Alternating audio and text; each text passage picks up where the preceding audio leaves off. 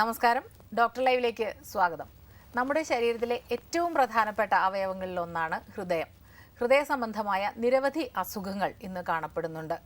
ജീവിതശൈലീ രോഗങ്ങളായ പ്രമേഹവും രക്തസമ്മർദ്ദവും എല്ലാം തന്നെ ഹൃദ്രോഗത്തിലേക്ക് നയിക്കുന്നുണ്ടെന്ന് പഠനങ്ങൾ പറയുന്നു. എന്നാൽ ഹൃദ്രോഗത്തിന് ഹൃദയസ്തംഭനം മൂലമുള്ള അസുഖങ്ങൾ മാത്രമല്ല, അല്ലെങ്കിൽ സർജറികൾ മാത്രമല്ല വേണ്ടിവരിക. ഹൃദയ സംബന്ധമായ മറ്റ് നിരവധി അസുഖങ്ങൾക്കും ശസ്ത്രക്രിയയിലൂടെ പരിഹാരങ്ങളുണ്ട്. ഇതേക്കുറിച്ചാണ് ഇന്നത്തെ ഡോക്ടർ ലൈവിലൂടെ നിങ്ങളോട് സംസാരിക്കുന്നത് തിരുവനന്തപുരം ശ്രീ ഗോകുലം മെഡിക്കൽ കോളേജിലെ കാർഡിയോ വാസ്കുലർ തൊറാസിക് സർജനായ ഡോക്ടർ രാമേശ്വര ടി. നമസ്കാരം ഡോക്ടർ. നമസ്കാരം ഡോക്ടർ. ഇപ്പോൾ ഹൃദയ സംബന്ധമായ നിരവധി അസുഖങ്ങളുണ്ട്. ഹൃദ്രോഗം കൂടി വരുന്നുവെന്ന് കണക്കുകൾ പറയുന്നു, പഠനങ്ങൾ പറയുന്നു.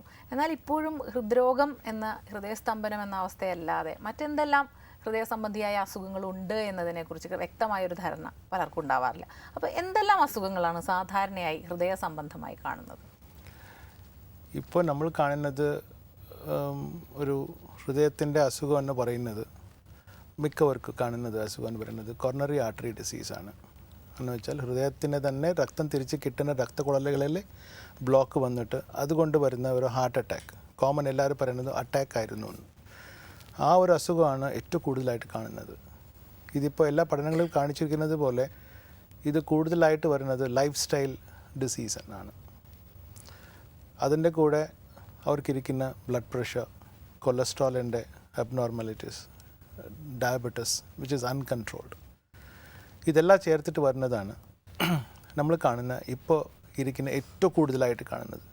ഇൻഫാക്റ്റ് പറയുകയാണെങ്കിൽ എല്ലാ അസുഖങ്ങളും ഏറ്റവും കൂടുതലിരിക്കുന്നതാണ് കൊറോണറി ആർട്ടറി ഡിസീസ്. അതാണ് ഏറ്റവും കോമണസ്റ്റ് ഡിസീസാണ്. അതല്ലാതെ വരുന്നതെന്ന് പറയുമ്പോൾ വാൽവുലർ ഹാർട്ട് ഡിസീസ് എന്ന് വെച്ചാൽ ഇപ്പോൾ നമ്മുടെ കൺട്രിയിൽ മീൻസ് ലൈക്ക് ഡെവലപ്പിംഗ് കൺട്രീസിൽ കാണുന്നതായിരുന്നു ഒരു അസുഖം rheumatic heart disease. Rheumatic fever വന്നിട്ട് അതിനുശേഷം ആ ഒരു അസുഖം തിരിച്ച് പോകുന്ന സമയത്തിനാണ് ഹൃദയത്തിനകത്തിലിരിക്കുന്ന വാൽവുകളുടെ അസുഖം വരും. അത് കുറേ വർഷങ്ങൾക്ക് ശേഷം വാൽവ് പതുക്കെ അത് ചുരുങ്ങിപ്പോവും, ഇല്ലെങ്കിൽ വാൽവ് ലീക്കാവും, അതിൻ്റെ അസുഖങ്ങൾ വരാം. അതാണ് അടുത്ത് നമ്മുടെ ഉണ്ടായിരുന്ന ഒരു വാൽവുലർ ഹാർട്ട് ഡിസീസ്. അതിനുശേഷം നമ്മൾ കാണുന്നത് കഞ്ചനൈറ്റൽ ഹാർട്ട് ഡിസീസ്, ജന്മന ഉണ്ടാവുന്ന ഹൃദ്രോഗങ്ങളാണ്. അത് ജനിച്ച ഉടനെ അവർക്ക് ബുദ്ധിമുട്ടുണ്ടാവുക, ഇല്ലെങ്കിൽ കുറേ മാസങ്ങളോ കുറേ വർഷങ്ങൾക്ക് ശേഷം അവർക്ക് കാണാൻ പറ്റുന്നത്. ഓക്കെ, ഇപ്പോൾ ഡോക്ടർ പറഞ്ഞതനുസരിച്ചിട്ട് ജീവിതശൈലി രോഗങ്ങൾ മൂലമുണ്ടാകുന്ന അസുഖങ്ങളിൽ പ്രധാനം തന്നെ ഹൃദ്രോഗം, ഹൃദയസ്തംഭനം വരുന്ന ഒരവസ്ഥ. അപ്പോൾ പലപ്പോഴും ബൈപ്പാസ് ശസ്ത്രക്രിയയാണല്ലോ ഒരു ആദ്യമായിട്ട് പറയുന്ന ഒരു കാര്യം. മറ്റൊന്ന് ആൻജിയോപ്ലാസ്റ്റി ആണെങ്കിലും പലപ്പോഴും ബൈപ്പാസിനെയാണ് പലരും ആശ്രയിക്കുന്നത്. അപ്പോൾ ഈ ശസ്ത്രക്രിയയെക്കുറിച്ച് കൂടുതൽ പറയുന്നത്. ഓക്കെ, ഇത് ബൈപ്പാസ് സർജറി എന്ന് പറയുന്നത് തുടങ്ങി ഇപ്പോൾ കുറേ വർഷങ്ങളായി. നേരത്തെ നിങ്ങൾ സൂചിച്ച പോലെ ഒരു ആൻജിയോപ്ലാസ്റ്റി, സ്റ്റെൻറ്റിങ് എന്ന് പറയുന്നത് ഇപ്പോൾ ഒരു 10-20 വർഷം കൊണ്ട് കാണുന്ന ഒരു ട്രീറ്റ്മെൻറ്റാണ്. ഈ ട്രീറ്റ്മെൻറ്റ് വരുന്നതിന് മുമ്പേ ഈ ആൻജിയോപ്ലാസ്റ്റി സർജറി ചെയ്യുന്നത് അല്ല, അതിൻ്റെ കൂടെ സ്റ്റെൻറ്റ് ചെയ്യുന്നത് വരുന്നതിന് മുമ്പേ കൂടുതൽ കേസുകൾ നമുക്കിപ്പോൾ ഒരു ഹൃദയത്തിലിരിക്കുന്ന 3 പ്രധാന രക്തക്കുഴലുകളാണ്. അതിനകത്ത് 1, 2, 3 ബ്ലോക്ക് കാണാം. അത് കൂടുതൽ ബ്ലോക്ക് വരുമ്പോൾ അതിൻ്റെ ഏറ്റവും നല്ല ട്രീറ്റ്മെൻ്റ് ആയിരുന്നു ബൈപ്പാസ് സർജറി. അതിനുശേഷമാണ് ഈ ഒരു ടെക്നോളജി അഡ്വാൻസ്മെൻറ്റ് വന്നിട്ട് അതിൻ്റെ ആൻജിയോഗ്രാമിൻ്റെ കൂടെ ആൻജിയോപ്ലാസ്റ്റി മീൻസ് ഒരു ബലൂൺ ഇട്ട് ചുരുങ്ങിപ്പോയ രക്തക്കുഴൽ വികസിപ്പിക്കുക. അതിനുശേഷം വന്നതാണ് സ്റ്റെൻറ്റിങ്. മീൻസ് നമ്മൾ ഈ കാണുന്ന ചെറിയ സ്പ്രിങ് പോലത്തെ മെറ്റൽ സാധനങ്ങളാണ്. അത് പ്ലെയിൻ ആയിരിക്കുക, ഇല്ലെങ്കിൽ അതിനകത്ത് മരുന്ന് കോട്ട് ചെയ്തിട്ടുണ്ടാവും, ഡ്രഗ് എല്യൂട്ടിങ് സ്റ്റെൻസ്. ഇതൊക്കെ വന്നു. അത് വന്ന ശേഷം ഇപ്പോൾ നമുക്ക് കിട്ടുന്ന സർജറിക്കുള്ള കേസുകളുടെ എണ്ണം കുറവാണ്. കാര്യം എന്ന് വെച്ചാൽ കുറേ പേഷ്യൻസിന് ഒരു രക്തക്കുഴലിലെ ബ്ലോക്ക് ഉണ്ടാവാം, ഇല്ലെങ്കിൽ 2 ഉണ്ടാവാം. അതിനെ എളുപ്പത്തിൽ നമുക്ക് ഈ ആൻജിയോഗ്രാം ചെയ്ത ശേഷം അതേ സമയത്തോ ഇല്ല തൊട്ട് അടുത്ത ദിവസം തന്നെ ആൻജിയോപ്ലാസ്റ്റി ചെയ്തിട്ട് സ്റ്റെൻറ്റ് ഇടാം. അതുകൊണ്ട് ഈ സ്റ്റെൻറ്റ് ചെയ്യുന്നത് കൊണ്ട് നമ്മുടെ സർജറിക്കുള്ള എണ്ണം കുറഞ്ഞിരിക്കുന്നു. അത് ഒരു രീതിയിൽ നോക്കുമ്പോൾ നല്ലതാണ്. കാര്യം എന്താണെന്ന് വെച്ചാൽ ഒരു പേഷ്യൻറ്റിന് സ്റ്റെൻറ്റ് ചെയ്ത് സർജറി നീക്കി ഒരു കുറേ വർഷങ്ങൾക്ക് ശേഷം നമുക്ക് ചെയ്യുകയാണെങ്കിൽ അത് നല്ലതാണ്. ഡോക്ടർ, നമ്മുടെ ഒരു കോളർ വെയിറ്റ് ചെയ്യുന്നു. ഹലോ. ഹലോ, നമസ്കാരം. ഡോക്ടറോട് സംസാരിച്ചോളൂ. സാർ, ഞാൻ പാലക്കാട് നിന്നാണ്. എൻ്റെ പേര് രമേശൻ എന്നാണ്. പറഞ്ഞോളൂ രമേശൻ. ഞാൻ ആൻജിയോപ്ലാസ്റ്റി കഴിഞ്ഞിട്ട് ഒരു 10 മാസം ആയിട്ടുള്ളൂ. അപ്പോൾ ഈ ലൈംഗികപരമായിട്ടുള്ള കാര്യങ്ങളിൽ എങ്ങനെയാണ് എന്നുള്ള കാര്യം വേണ്ടിയിട്ട് അറിയാൻ വേണ്ടിയിട്ടാണ്. എന്ത് കാര്യങ്ങളാ? ലൈംഗികപരമായിട്ടുള്ള കാര്യങ്ങളെ ഇത് ശസ്ത്രക്രിയ കഴിഞ്ഞ ശേഷം ഏർപ്പെടാമോ? രമേശൻ, ഇത് ചെയ്തിട്ടുള്ളത് ശസ്ത്രക്രിയ എന്ന് വെച്ചാൽ ആൻജിയോപ്ലാസ്റ്റി ആൻഡ് സ്റ്റെന്റിങ് മാത്രമല്ലേ ഉള്ളൂ? അതെ അതെ. അതിനു മുമ്പ് ഹാർട്ട് അറ്റാക്ക് ആയിട്ട് പോയിട്ട് ചെയ്തതാണോ ഇല്ല നെഞ്ചുവേദന ആയിട്ട് മാത്രം പോയതാണോ? നെഞ്ചുവേദനയായിട്ട് പോയിട്ട് അപ്പൊ തന്നെ. അപ്പൊ യഥാർത്ഥത്തിൽ ഹാർട്ട് അറ്റാക്ക് അല്ലായിരുന്നു അല്ലേ? അതെന്താ പറയണെന്നറിയില്ല. ആൻജിയോപ്ലാസ്റ്റി.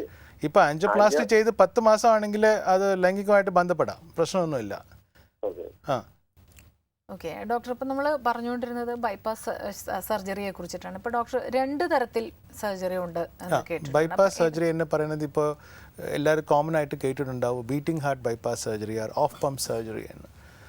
നമ്മൾ ട്രഡീഷണലി ചെയ്തുകൊണ്ടിരുന്നത് ഓൺ പമ്പ് സർജറിയാണ്. എന്ന് വെച്ചാൽ ഹൃദയത്തിൻ്റെ ശസ്ത്രക്രിയ ചെയ്യുന്ന സമയത്ത് ഹൃദയം നിർത്തി വെച്ചിട്ട് അതിനെ എത്ര ഗ്രാഫ്റ്റ്സ് മീൻസ് ഏതൊക്കെ രക്തക്കുഴലിലെ ബ്ലോക്ക് ആയിട്ടുണ്ടോ അതിലേക്ക് പുതിയതായിട്ട് ഒരു രക്തക്കുഴലിൽ പിടിപ്പിച്ച് കൊടുക്കുന്നതാണ് ബൈപ്പാസ് സർജറി. അത് നമ്മൾ ഹൃദയം നിർത്തിയിട്ടാണ് ചെയ്തുകൊണ്ടിരുന്നത്. അതിനുശേഷം ഇപ്പോൾ ഓൾമോസ്റ്റ് ഒരു 15-20 വർഷം കൊണ്ട് നമ്മൾ ഹൃദയം നിർത്താതെ തന്നെ ഹൃദയം അതിൻ്റെ കാര്യം നടത്തിക്കൊണ്ടിരിക്കുന്ന സമയം തന്നെ നമുക്ക് ബൈപ്പാസ് സർജറി ചെയ്യാൻ പറ്റുന്നുണ്ട്. അതിൻ്റെതായ technical advancement, as I said previously, ഈ ഒരു ടെക്നിക്കൽ അഡ്വാൻസ്മെൻറ്റ് എന്ന് പറയുന്നത് നമ്മൾ സർജറി എവിടെയാണ് ചെയ്യാൻ ഉദ്ദേശിക്കുന്നത് ആ ഭാഗം മാത്രം നമുക്ക് നിർത്തി വെച്ചിട്ട് സർജറി ചെയ്യാൻ പറ്റും. അതിപ്പോൾ നമുക്ക് അവൈലബിൾ ആണ്. അതുകൊണ്ട് നമുക്ക് 4, 5, 6 ഗ്രാഫ്റ്റ്സ് മുതൽ ബൈപ്പാസ് സർജറി ചെയ്യാൻ പറ്റുന്നുണ്ട്. ഇത് ഇപ്പോൾ നമ്മുടെ വേൾഡിൽ നോക്കുകയാണെങ്കിൽ beating heart bypass surgery means ഹൃദയം വർക്ക് ചെയ്തുകൊണ്ടിരിക്കുന്ന സമയത്ത് ചെയ്യുന്നത് ഏകദേശം ഒരു 40-45% ആണ്. ഇതിനകത്ത് നമ്മൾ നോക്കുന്നത് പേഷ്യൻറ്റിനെ ബീറ്റിംഗ് ഹാർട്ടാണോ ഇല്ല ഹാർട്ട് നിർത്തിയിട്ട് ചെയ്യുന്ന സർജറി ആണോ എന്നല്ല, ഒരു രോഗിക്ക് എത്ര രക്തക്കുഴലിലെ ബ്ലോക്ക് ഉണ്ട് അതിനെ നമുക്ക് എത്ര ബൈപ്പാസ് ചെയ്യണം, ചെയ്യുന്നത് കൃത്യമായിട്ട് നമുക്ക് ചെയ്യാൻ പറ്റുന്നുണ്ടോ, അതാണ് നമ്മൾ ഉദ്ദേശിക്കുന്നത്. അല്ലാതെ നമുക്ക് എല്ലാ പേഷ്യൻറ്റിനും ഹാർട്ട് നിർത്താതെ തന്നെ ചെയ്യണം ഇല്ല നിർത്തിയിട്ട് ചെയ്യണമെന്ന് നിർബന്ധമില്ല. ഡോക്ടർ, നമുക്കൊരു ഇടവേളയ്ക്ക് ശേഷം തുടരാം. ഡോക്ടർ ലൈവിൽ ഒരു ഇടവേള.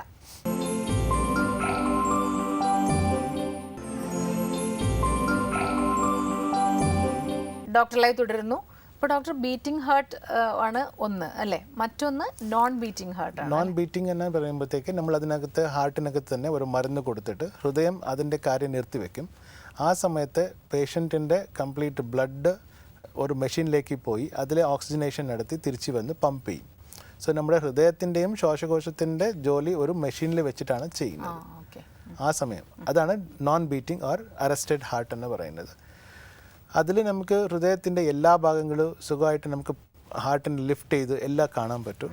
അത് തുടക്കത്തിൽ ഇപ്പോൾ ഒരു ഡോക്ടർ പാസ്സായി വന്ന ഉടനെ അവർക്ക് സർജറി ചെയ്യുന്ന ടൈമിൽ നോൺ ബീറ്റിംഗ് ആണ് ആദ്യം ചെയ്യാനുള്ളത് ഏറ്റവും നല്ലത്. മീൻസ് അവർക്ക് ചെയ്ത് ആ ഒരു എക്സ്പീരിയൻസ് കിട്ടാൻ വേണ്ടിയാണ്.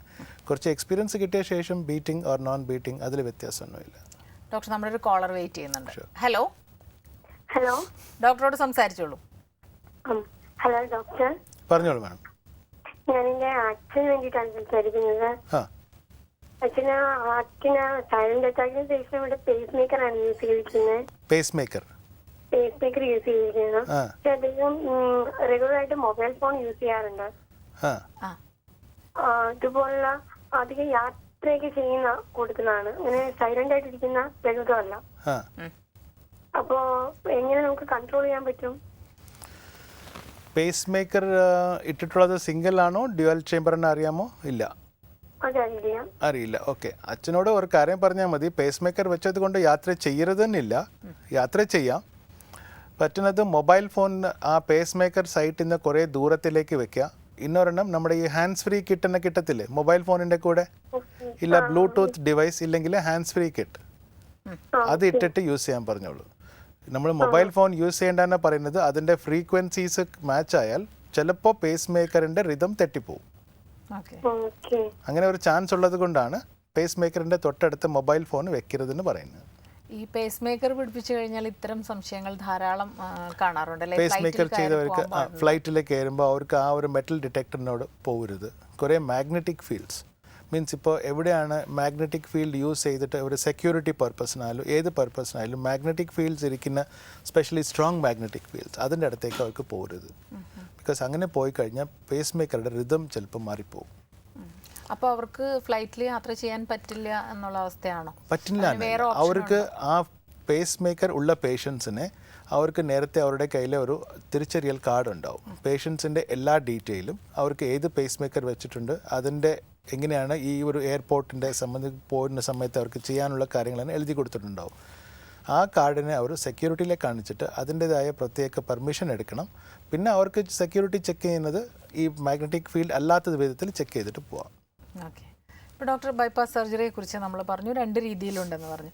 പലപ്പോഴും ഈ ബൈപ്പാസ് ശസ്ത്രക്രിയ എന്ന് പറയുമ്പോൾ ഇപ്പോഴും ആളുകൾക്ക് ഒരു ചെറിയ ഭയം, അത് കഴിയുമ്പോൾ എത്ര ദിവസം ഹോസ്പിറ്റലിൽ കിടക്കേണ്ടി വരും എന്നുള്ളത് ഒരു പേടി. മറ്റൊന്ന്, ഇൻഫെക്ഷൻ ആവാൻ സാധ്യതയുണ്ട്. ഇനി വീട്ടിൽ വന്ന ഒരുപാട് കാര്യങ്ങൾ ശ്രദ്ധിക്കേണ്ടതുണ്ട് ഇൻഫെക്ഷൻ ആവാതിരിക്കാൻ. ഇപ്പോൾ ഈ വൈദ്യശാസ്ത്രം പുരോഗമിച്ചിരിക്കുമ്പോൾ എന്തെല്ലാം മാറ്റങ്ങളാണ് അത്തരം കാര്യങ്ങളിലുണ്ടായത്? ഇപ്പോൾ സാധാരണ പേഷ്യൻസ് നിങ്ങൾ ചോദിച്ചിരുന്ന അതേ ചോദ്യമാണ് ചോദിക്കുന്നത്. ഇപ്പം എനിക്കൊരു സർജറി ചെയ്താൽ ഞാൻ എത്ര ദിവസം ആശുപത്രിയിൽ കിടക്കണം, എപ്പോൾ എനിക്ക് ജോലിക്ക് തിരിച്ചു പോകാൻ പറ്റും? ഇപ്പം നേരത്തെ ഒരു പേഷ്യൻറ്റ് ചോദിച്ചതുപോലെ എനിക്ക് സാധാരണ ജീവിതത്തിലേക്ക് എപ്പോൾ തിരിച്ചു പോകാൻ പറ്റുമെന്ന്. ഇതിനൊക്കെ നമുക്ക് ഉത്തരം പറയുകയാണെങ്കിൽ ഒരു രോഗിയുടെ വയസ്സ്, അവർക്ക് ഈ അസുഖം വന്നിട്ട് എത്ര വർഷങ്ങളായി, ഹാർട്ടിൻ്റെ അസുഖത്തിൻ്റെ കൂടെ വേറെ എന്തെല്ലാം അസുഖങ്ങളുണ്ട്. ഇപ്പോൾ അവർ പറയും ഷുഗറുണ്ട്, എല്ലാവരും പറയും കൺട്രോൾഡ് ആണെന്ന്. മിക്കവർക്കും ഞാൻ കാണില്ലേ കൺട്രോൾഡ് അല്ല. അവർ ഏതെങ്കിലും ഒരു ദിവസം രക്തത്തിൻ്റെ ഒരു ടെസ്റ്റ് ചെയ്തിട്ട് പറയും ഇന്ന് 90 ഉള്ളൂ, എൻ്റെ കൺട്രോൾഡ് ആണ്. അതല്ല കൺട്രോൾഡ് എന്ന് പറയുന്നത്. ഒരു മാസം അവർക്ക് ചെയ്യുന്ന ടെസ്റ്റിൻ്റെ ദിവസങ്ങളല്ലാതെ ചെയ്യാത്തതാണ് കൂടുതലുള്ളത്. അതിൻ്റെ കൂടെ നമുക്ക് കാണുന്നത് ഒരു രോഗി വരുമ്പോൾ അവരുടെ ഹൃദയത്തിന് നേരത്തെ ഹാർട്ട് അറ്റാക്ക് വന്നിട്ടുണ്ടെങ്കിൽ ഓരോ അറ്റാക്ക് വരുമ്പോൾ അവരുടെ ഹൃദയത്തിൻ്റെ ഫങ്ഷൻ എത്ര കുറഞ്ഞിട്ടുണ്ടെന്ന് കാണണം. നോർമൽ ഫങ്ഷനുള്ള ഒരു ഹാർട്ടാണെങ്കിൽ സർജറി ചെയ്ത സാധാരണഗതിയിൽ ഞാനൊരു 5 or 6 ദിവസം പേഷ്യൻറ്റിനെ വീട്ടിലേക്ക് വിടാറുണ്ട്. അതിനുശേഷം അവർക്ക് ബെഡ് റെസ്റ്റ് തന്നെ ഒന്നും ഇല്ല. നമ്മൾ ഹോസ്പിറ്റലിൽ നിന്ന് പേഷ്യൻറ്റിനെ ഡിസ്ചാർജ് ചെയ്യുന്ന സമയത്ത് രോഗി തന്നെ കട്ടിലിൽ നിന്ന് എണിച്ച് ഒരു ബാത്റൂമിലേക്ക് പോകുന്ന ആ ഒരു ആക്ടിവിറ്റി കാണിച്ചിട്ടേ നമ്മൾ വിടാറുള്ളൂ. 1 മാസം 1.5 മാസം ആകുമ്പോഴത്തേക്ക് രോഗിക്ക് എണ്ണിച്ച് നടക്കാം, സ്വന്തമായിട്ട് പോവാം, വണ്ടി കാർ ഓടിക്കാം, അതൊക്കെ ചെയ്യാൻ പറ്റും. ജോലിക്കൊക്കെ തിരിച്ചു പോകുന്നത് അവരുടെ ജോലി എന്താണെന്ന് അനുസരിച്ചിരിക്കും. അവർ ഈ ഒരു ഹെവി വർക്കേഴ്സാണ്. മീൻസ് ഇപ്പോൾ ഗൾഫിൽ നിന്ന് വരുന്ന മിക്ക പേഷ്യൻസ് പറയും അവർ ഈ ഹെവി വെഹിക്കിൾ ഡ്രൈവേഴ്സാണ്, അവർക്കൊക്കെ ഒരു 3 months വേണ്ടി വരും. അല്ലാതെ ഇപ്പോൾ ഒരു ടീച്ചറാണ്, ബാങ്കിൽ ജോലി ചെയ്യുന്നവർക്കാണെങ്കിൽ 1 മാസം 1.5 മാസം ആകുമ്പോൾ ജോലിക്ക് തിരിച്ചു പോവാം. അടുത്തൊരു കോളിലേക്ക് പോകണം. ഹലോ ഡോക്ടർ, പറഞ്ഞോളൂ മാഡം. എനിക്ക് നെഞ്ചുവേദന വന്നിട്ട് ആശുപത്രിയിൽ പോയപ്പോഴത്തേക്കും പെട്ടെന്ന് ആൻജിയോപ്ലാസ്റ്റി ചെയ്യണമെന്ന് പറഞ്ഞ് ചെയ്ത് ഇപ്പോഴ് 3 മാസം ആവാൻ പോണു. നല്ല കുറുക്കും നെഞ്ചൊക്കെ നല്ല ബുദ്ധിമുട്ടൊക്കെ ഉണ്ട്. മരുന്ന് കഴിക്കുന്നുണ്ട്. നല്ല ഇടയ്ക്കിടയ്ക്ക് എനിക്ക് ഒരു ദേഹമെല്ലാം ഒരുമാതിരി ഉറുമ്പ് കടിക്കും പോലെ തോന്നിയിട്ട് പിന്നെ അല്പം കഴിയുമ്പോൾ വിയർപ്പ് ഇങ്ങനെയൊക്കെ ഉണ്ട്. പിന്നെ തലയൊക്കെ ഒരുമാതിരി പുകച്ചിൽ പോലെയൊക്കെ ഉണ്ട്. അങ്ങനെ വലിയ ബുദ്ധിമുട്ടിൽ ഇരിക്കുകയാണ്. പക്ഷെ ഡോക്ടർ തന്ന മരുന്നൊക്കെ കഴിക്കുന്നുണ്ട് കൃത്യമായിട്ട്. ഈ ആൻജിയോപ്ലാസ്റ്റി ചെയ്തിട്ടുണ്ടെന്ന് പറഞ്ഞപ്പോൾ ഏതൊക്കെ രക്തക്കുഴലുകൾ ഉണ്ടാകുന്നു എല്ലാത്തിനും ചെയ്തിട്ടുണ്ടോ, ഇല്ലെങ്കിൽ ഏതെങ്കിലും ഒരെണ്ണം മാത്രമേ ചെയ്തിട്ടുള്ളൂ? ആൻജിയോപ്ലാസ്റ്റി ചെയ്തത് ഒരെണ്ണമാണ്. 80-90% വരെ ബ്ലോക്ക് ആയിരുന്നു. അപ്പൊ മിക്കതിൽ എന്തെങ്കിലും ബ്ലോക്ക് ഉണ്ടോ? വേറെ ഒരു വെയിനിലൊരു 30%, 30-40 അങ്ങനെയുണ്ട്. അത് മെഡിസിനിൽ പോകുമെന്ന് പറഞ്ഞു ഡോക്ടർ. അപ്പൊ അത് കൂടി ഒന്ന് ശ്രദ്ധിക്കണം. കാരണം എന്താ വെച്ചാൽ ഇപ്പൊ നമ്മൾ ഒരു രക്തക്കുഴലിലേക്ക് മാത്രമേ സ്റ്റെന്റ് ചെയ്തിട്ടുള്ളൂ. വേറെ ഒരു രക്തക്കുഴലിൽ 30-40% ഉള്ളത് അത് ചിലപ്പോൾ കൂടാൻ സാധ്യതയുണ്ട്. ആ കൂടുന്നത് ഉടനെ കൂടാം, ഇല്ലെങ്കിൽ പതുക്കെ കൂടാനുള്ള സാധ്യതയാണ്. അത് കൂടിയിട്ടാണെങ്കിൽ നിങ്ങൾക്ക് വീണ്ടും അതേ ബുദ്ധിമുട്ട് തിരിച്ചു വരും. അസ്വസ്ഥത തിരിച്ചു വരാൻ എല്ലാ സാധ്യതയുണ്ട്. അതിൻ്റെ കൂടെ നിങ്ങൾക്ക് ഇട്ടിരിക്കുന്ന സ്റ്റെന്റിനകത്ത് കൂടി രക്തക്കട്ടിയാവാൻ ചാൻസ് ഉണ്ട്. അത് വന്നാൽ കൂടി നിങ്ങൾക്ക് ഇതേ അസുഖം തിരിച്ചു വരാനുള്ള ചാൻസ് ഉള്ളതുണ്ട്. ഡോക്ടർ, ഇത്തരം പ്രശ്നങ്ങൾ വരുമ്പോൾ അവരത് ചെയ്ത ഡോക്ടറുടെ അടുത്ത് തന്നെ വീണ്ടും പോകുന്നതായിരിക്കില്ലേ നല്ലത്? വീണ്ടും അതേ ഡോക്ടറിൻ്റെ അടുത്ത് പോകുന്നതാണ് നല്ലത്. കാര്യം എന്ന് വെച്ചാൽ ഇപ്പോൾ നമ്മൾ ഒരു സർജറിയോ ഒരു ആൻജിയോപ്ലാസ്റ്റി സ്റ്റെന്റ് ചെയ്തിട്ടുണ്ടെങ്കിൽ ആ രോഗിയുടെ എല്ലാ ഡീറ്റെയിൽസും നമ്മുടെ കയ്യിലുണ്ടാവും. അപ്പോൾ അവരുടെ ആ വേറെ അസുഖങ്ങൾ കൂടെ ഉള്ളത് അതുകൂടി നോക്കിയിട്ട് നമുക്ക് പേഷ്യൻറ്റിനെ കാണുമ്പോൾ അവരുടെ ഒരു മിനിമം ഇൻവെസ്റ്റിഗേഷൻ, ഒരു ECG, കുറച്ച് ബ്ലഡ് ടെസ്റ്റ്, എക്കോ നോക്കുമ്പോഴത്തേക്ക് മനസ്സിലാവും നമ്മളിപ്പോൾ വെച്ച സ്റ്റെൻറ്റിൽ എന്തെങ്കിലും ബുദ്ധിമുട്ട് വന്നിട്ടുണ്ടോ, മീൻസ് തടസ്സം വരാനുള്ള ചാൻസ് ഉണ്ടോ എന്ന്. അതുണ്ടെങ്കിൽ ഉടനെ അതിനെ എന്ത് വേണ്ടതെന്ന് സാധാരണ ചെയ്യുന്നത് ഒരു 5 gram ചെയ്യണം. 5 gram ചെയ്തിട്ട് അതിനകത്ത് ബ്ലോക്ക് ഉണ്ടെങ്കിൽ നമുക്കതിനെ ബ്ലോക്ക് നീക്കി വേറെ ഒരു സ്റ്റെൻറ്റോ ഇല്ല, ബ്ലോക്ക് നീക്കാൻ പറ്റുന്നില്ല, ഓൾമോസ്റ്റ് 100% ബ്ലോക്ക് വരികയാണെങ്കിൽ പേഷ്യൻറ്റിനെ നെക്സ്റ്റ് സർജറിയിലേക്ക് റെഫർ ചെയ്യേണ്ടി വരും. അപ്പോൾ ഡോക്ടർ, ഇപ്പോൾ ഈ ആൻജിയോഗ്രാം കഴിയുമ്പോഴാണല്ലോ ആൻജിയോപ്ലാസ്റ്റി വേണോ ബൈപ്പാസ് വേണോ എന്ന് തീരുമാനിക്കുന്നത്. എപ്പോഴാണ് ഈ ആൻജിയോപ്ലാസ്റ്റിയിൽ നിർത്താമെന്ന് തീരുമാനിക്കുന്നത്? എപ്പോഴാണ് ബൈപ്പാസിലേക്ക് പോകണം എന്ന് പറയുന്നത്? ഇപ്പോൾ ഒരു രോഗിക്ക് ഞാൻ നേരത്തെ പറഞ്ഞതുപോലെ എല്ലാവർക്കും ഹൃദയത്തിലിരിക്കുന്നത് 3 രക്തക്കുഴലിലാണ്. അതിനകത്ത് പ്രധാന രക്തക്കുഴലിനെ പറയുന്നത് ലെഫ്റ്റ് മെയിൻ ആണ്.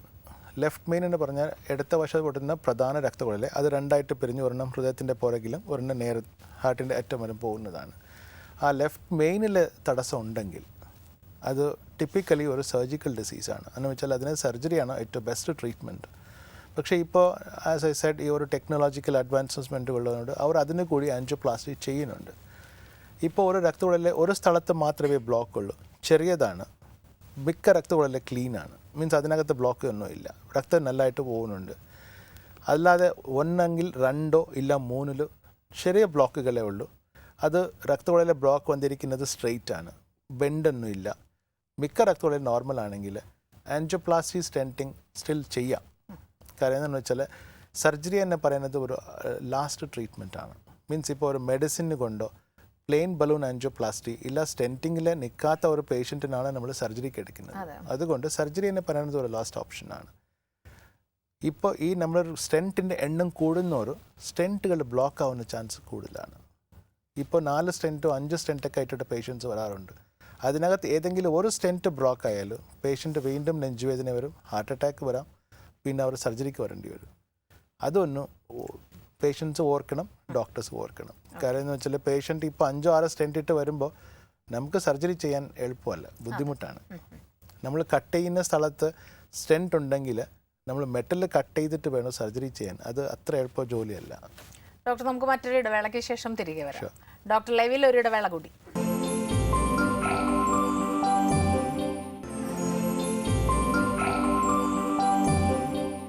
ഡോക്ടർ ലൈവ് തുടരുന്നു.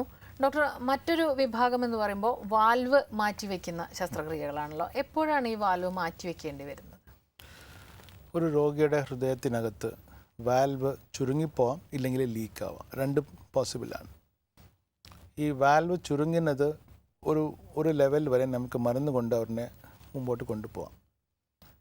ഒരുപാട് ചുരുങ്ങി രക്തം പുറത്തേക്ക് ഇറങ്ങാൻ, ഹൃദയത്തിൻ്റെ രക്തം പമ്പ് ചെയ്ത് പുറത്തേക്ക് ഇറങ്ങാൻ ബുദ്ധിമുട്ടുണ്ടെങ്കിൽ ആ പേഷ്യൻറ്റിന് നമുക്ക് വാൽവിൻ്റെ സർജറി അത്യാവശ്യമാണ്. വാൽവിൻ്റെ സർജറി എന്ന് പറയുമ്പോൾ അതിനെ നമുക്ക് റിപ്പയർ ചെയ്തെടുക്കാം. വാൽവ് റിപ്പയർ ചെയ്യാൻ പറ്റാത്ത ഒരു സ്റ്റേജ് ആണെങ്കിൽ അതിനെ റീപ്ലേസ്മെൻറ്റ് ചെയ്യണം. അപ്പോൾ ഈ വാൽവ് സർജറി എന്ന് പറയുന്നത് രോഗി നമ്മുടെ അടുത്തേക്ക് വരുമ്പോൾ സാധാരണ നമ്മൾ ചെയ്യുന്ന ഒരു കോമൺ ടെസ്റ്റ് എന്ന് പറയുന്നത് എക്കോ കാർഡിയോഗ്രാമാണ്. എക്കോ കാർഡിയോഗ്രാമിനകത്ത് നമുക്ക് ഏത് വാൽവാണ്, ആ വാൽവ് ചുരുങ്ങിയതാണോ ഇല്ല വാൽവ് ലീക്കാണോ, ആ ചുരുങ്ങിയതോ ലീക്ക് കൊണ്ട് ഹൃദയത്തിനകത്ത് എന്തൊക്കെ ചേഞ്ചസ് വന്നിട്ടുണ്ടെന്ന് നമുക്കറിയാം. മീൻസ് ചേംബർ ഡയലിറ്റേഷൻ, ഹൃദയത്തിൻ്റെ സൈസ് കൂടിക്കൊണ്ടിരിക്കും, അത് നമുക്കറിയാം. അതല്ലാതെ അതിൻ്റെ കൂടെ ഹൃദയത്തിനകത്ത് ബ്ലഡ് ക്ലോട്ടായി കിടക്കുന്നുണ്ടോ, ഈ ഡീറ്റെയിൽസൊക്കെ കിട്ടും. അതിൻ്റെ കൂടെ ഒരു 40-45 വയസ്സിന് ശേഷമുള്ള പേഷ്യൻസ് ആണെങ്കിൽ അവർക്ക് നമ്മൾ കൊറോണറി ആൻജിയോഗ്രാം കൂടി ചെയ്യേണ്ടി വരും. വാൽവിൻ്റെ അസുഖത്തിൻ്റെ കൂടെ രക്തക്കുഴലിലെ കൂടി ബ്ലോക്ക് ഉണ്ടെങ്കിൽ അവർക്ക് ശസ്ത്രക്രിയ ചെയ്യുന്ന സമയത്ത് വാൽവിൻ്റെ പ്ലസ് ബൈപ്പാസ് സർജറി കൂടി ചെയ്യേണ്ടി വരുന്നുണ്ട്. കോമൺ ആയിട്ട് നമ്മൾ കാണുന്നത് ഇടത്ത വശം ഇരിക്കുന്ന വാൽവ്സ് ആണ്. ആദ്യത്തെ മൈട്രൽ വാൽവ്, അത് ഹൃദയത്തിൻ്റെ ഇടത്ത വശം ഇരിക്കുന്ന മുകളിലും താഴെ ഇരിക്കുന്ന അരയുടെ തമ്മിലിരിക്കുന്ന ഒരു വാൽവാണ്. അടുത്തത് അയോട്ടിക് വാൽവ്, ഹൃദയത്തിൻ്റെ നമ്മുടെ മെയിൻ പമ്പിംഗ് ചേംബർ എന്ന് പറയുന്നത് ലെഫ്റ്റ് വെൻട്രിക്കലും ഹൃദയത്തിൻ്റെ പ്രധാന രക്തക്കുഴലിൽ പുറത്തേക്ക് ഇറങ്ങുന്നത് അയോട്ട, അതിൻ്റെ തമ്മിലിരിക്കുന്നതാണ് അയോട്ടിക് വാൽവ്. ഈ 2 വാൽവാണ് കോമൺ ആയിട്ട് നമ്മൾ കാണുന്ന വാൽവ്സ്. ഇത് നമ്മൾ മാറ്റി വയ്ക്കുന്നത് ഈ നേരത്തെ നമ്മൾ ചെയ്യുന്നായിരുന്നു, പേഷ്യൻറ്റിനെ വാൽവ് നമ്മൾ ഡിസ്കസ് ചെയ്യും. മീൻസ് പേഷ്യൻസിനോട് വാൽവിൻ്റെ കാര്യങ്ങൾ പറഞ്ഞിട്ട് അവർക്ക് മനസ്സിലാക്കി കൊടുക്കണം. കാര്യം എന്ന് വെച്ചാൽ ഈ വാൽവ് മാറ്റി വെക്കുന്നത് നമ്മൾ ഓർക്കാനുള്ള ഒരു കാര്യമാണ്. ദൈവം തന്ന വാൽവ് നമ്മൾ മാറ്റി നമ്മൾ കൃത്യമായിട്ട് ചെയ്ത വാൽവാണ് ഇടുന്നത്.